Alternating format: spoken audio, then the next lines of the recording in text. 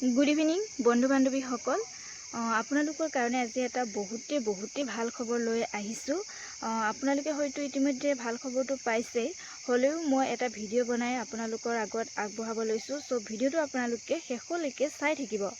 ভাল খবৰটো হৈছে যে আমাৰ হিমন্ত ছাৰে অলপ দিনৰ আগৰ পৰাই তেখেতে কৈ আছিল যে প্ৰায় 25,000 পোষ্ট ওলাব, তাৰ পিছত আকৌ ক'লে 22,000 পোষ্ট ওলাব।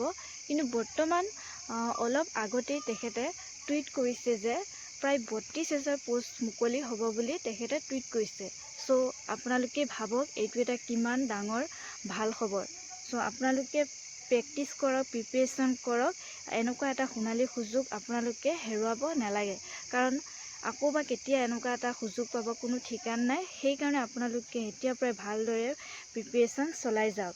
আৰু আমাৰ আসাম পুলিচৰ কাৰণে বহুতে ভাল খবৰ আছে, কাৰণ তেখেতে প্ৰথমে ক'লে যে 2000 পোষ্ট মুকলি হ'ব বুলি, কিন্তু আজি যিটো টুইটাৰত টুইট কৰিছে তাত লিখা আছে যে প্ৰায় 4000 পোষ্ট মুকলি হ'ব।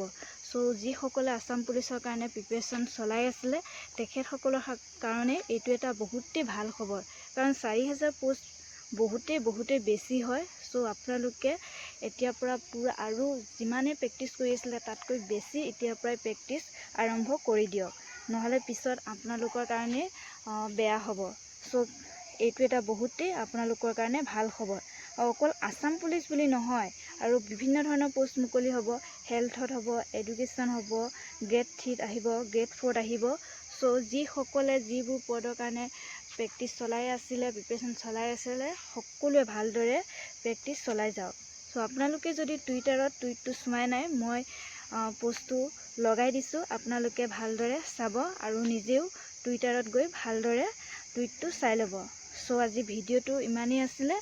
তো আপোনালোকৰ কাৰণে আৰু প্ৰেক্টিছ কৰা ভিডিও আনি থাকিম, আপোনালোকে ভিডিঅ'বোৰ চাই যাব। সো আজিলৈ বাই বাই।